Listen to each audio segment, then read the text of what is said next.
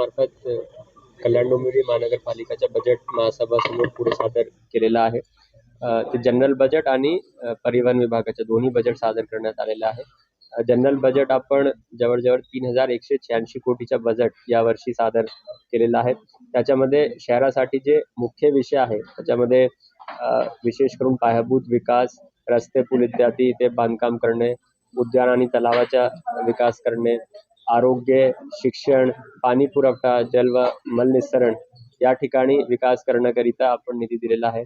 एवढंच नाही तर जे महत्वाचे प्रश्न उदाहरण स्वरूपात कुत्र्यांचे प्रश्न आहेत त्याकरिता निर्बीजीकरण केंद्राच्या श्रेणीवर्धन करणे, निर्बीजीकरण केंद्र वाढवणे आणि शेल्टर होम तयार करणे याकरिताही बजेटमध्ये तरतूद करण्यात आलेली आहे.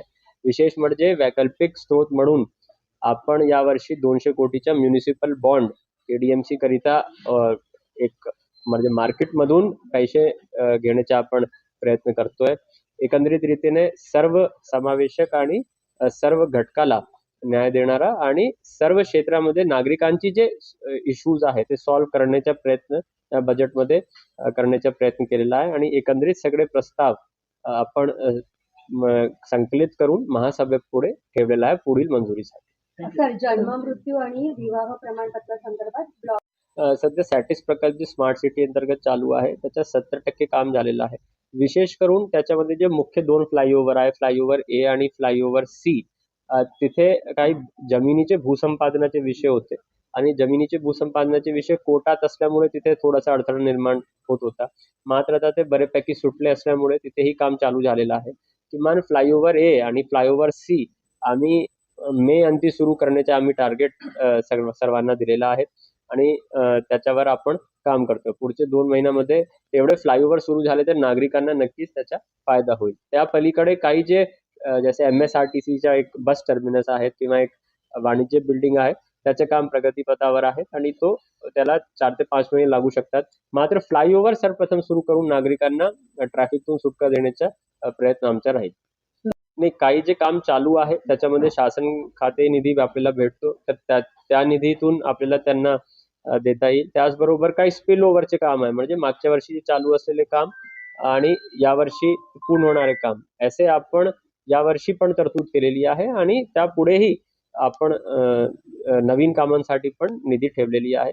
मात्र जे आपण आपल्या इन्कमिंग असते त्याच्यामध्ये शासन अनुदान काही येते आणि मालमत्ता कर आपला मुख्य स्रोत आहे. तर मालमत्ता कर आणखी जास्तीत जास्त कसे वाढीव पद्धतीने घेता येईल त्याकरिताही आपण यावर्षी नियोजन करतोय.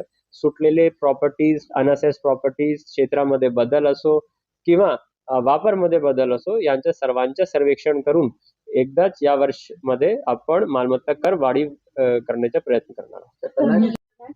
ऍक्टिव्ह होतं तर ते कसं हेल्पफुल असणार आहे आणि काय असणार? त्याच्यामध्ये विशेष करून जे जातीचे जन्माचे दाखले किंवा विवाहाचे दाखले असतात त्याच्यावर एक QR कोड सारखा असतात आणि ते ब्लॉकचेन अनेबल्ड असतात. त्याच्यावर जर आपण व्हेरीफाय केला तर तो आमच्या सिस्टम मध्ये येईल आणि तो सिस्टम व्हेरीफाय होऊन मग लक्षात येईल की तो फ्रॉड तर नाही आहे.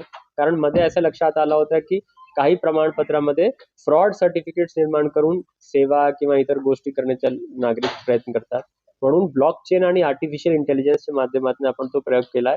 यापुढे आपण इतरही सर्व जे प्रमाणपत्र किंवा दाखले किंवा सर्टिफिकेट्स देणार तिथे आपण ब्लॉकचेनचा वापर करून टेक्नॉलॉजीचा वापर करून त्याला सर्टिफिकेशनची सुविधा उपलब्ध करून देणार आहोत. आता आपल्या क्षेत्रात विविध प्रकारचे पूल चालू आहे. त्याच्यामध्ये काही आपण शासनाच्या निधीतून करतोय, काही MMRDAच्या निधीतून करतोय, काही आपण आमची निधीतून करतोय. उदाहरण स्वरूपात ईस्ट वेस्ट फ्लायओव्हर चालू आहे. LC1 ब्रिज ते माणकोली तिथे त्या ठिकाणी होणार आहे. शमशानभूमी आपली जी आहे जे मुख्य 8-9 शमशानभूमी मुख्य शहरात आहेत तर त्याच्या नूतनीकरणाचे काम सध्या चालू आहे. 3 ते 4 काम पूर्ण झाले, 3 ते 4 काम सध्या चालू आहेत. तर असे एकंदरीत सगळे काम चालू आहेत. काही असे पूल झालेत जे जुनेही झालेले आहेत त्याचे काम नव्याने प्रस्तावित करायचे, त्याचे DPR आणि पुढचे काम घेण्याकरिता बजेटमध्ये तरतूद करण्यात आली. या बजेटमध्ये सर्वसामान्यांना कशा गोष्टीचा फायदा याच्यामध्ये होणार आहे त्यांच्यासाठी उदाहरण स्वरूपात वाहतुकीसाठी आपण काम करतोय, पायाभूत सुविधासाठी काम करतोय, आरोग्य शिक्षणमध्ये आपण काही गोष्टी ठेवलेली आहे. विशेष करून घनकचरा प्रकल्प असो, वेस्ट प्रोसेसिंग असो त्याकरिताही आपण नवीन प्रोजेक्ट जसे की waste to energy plant, biogas plant ते करतोय. समाजामध्ये इतर घटक जसे की दिव्यांग, महिला, तृतीयपंथी त्यांच्यासाठी आपण ट्रेनिंग कोर्सेसही या बजेटमध्ये ठेवलेले आहेत.